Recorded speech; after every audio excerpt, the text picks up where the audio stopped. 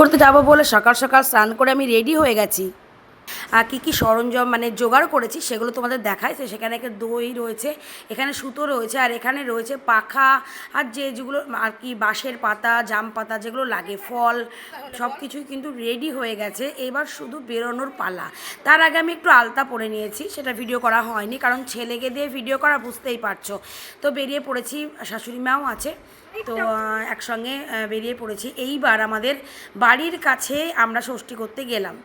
আমি প্রথম প্রথম বিয়ের 4-5 বছর ওখানে গেছি বাপের বাড়ি, বাট তারপরে আর যাওয়া হয়নি। আর এই বছর প্রথম আমাদের পাড়াতেই ষষ্ঠী ষষ্ঠী হচ্ছে। গত বছরও কিন্তু আমরা গঙ্গার ধারে গিয়ে ষষ্ঠী করে এসেছি।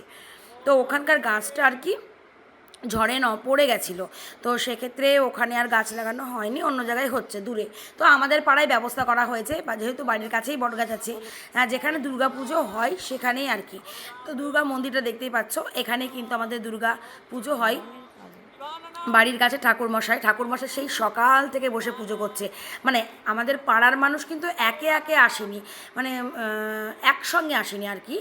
সবাই যেমন যার সময় হয়েছে সেইভাবেই কিন্তু পুজোটা করছে। মানে ঠাকুরমশাই কিন্তু এখনও গাছতলায় বসে আছে। তো যে যে আসছে পুজো হচ্ছে। তো ষষ্ঠী পুজো এরকমই হয়। কিন্তু আমাদের গ্রামে কী হতো বলো তো, আমাদের গ্রামে একটা গাছ ছিল, তো একটা টাইম বাঁধা ছিল।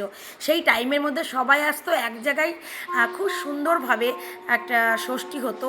প্রচুর জামাই আসতো, নতুন নতুন জামাই দেখতে পেতাম, নতুন নতুন বিয়ে। তারপরে অনেকে ষষ্ঠী ধরতো, বাচ্চা যারা ছোট বাচ্চা তারা নতুন ষষ্ঠী ধরতো।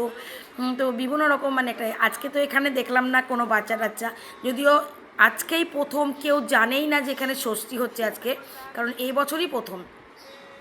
তো সেই ষষ্ঠীর দিনগুলো মনে পড়ে যায়, যখন প্রথম প্রথম ষষ্ঠী করতে যেতাম। আর বিয়ের আগে তো তখন যেতামই, তখনও দেখতাম জামাইরা আসতো, তারপরে নতুন বাচ্চাদেরকে নিয়ে ষষ্ঠী হতো। তো এখানে দেখো শিব লিঙ্গ রয়েছে, ওখানে একটু শিবলিঙ্গর মাথায় গঙ্গা জল ঢেলে ঠাকুরকে একটু পুজো করে নিলাম। এরপরে বাড়ি ফেরার পর চলো বাড়ি যাই। কী রোদ গরম আজকে। তো বাড়িতে চলে এলাম, বাড়িতে এসে চেঞ্জ করে নিয়েছি। এইবার শুরু হবে একটু প্রসাদ মুখে দিয়ে রান্না বান্না, কারণ ছেলে মেয়ে তারপরে বাড়িতে আরও মেম্বার্স আছে, তাদের জন্য রান্না বান্না আছে। তো তারা তো আর না খেয়ে থাকবে না, তারা খাবে। আবার নিজেদের খাবার রেডি করা, কারণ আজকে তো আমরা ধরো আমিষ খাবো না, আজকে নিরামিষ খাবো। ভাতের কোনো জিনিস খাবো না।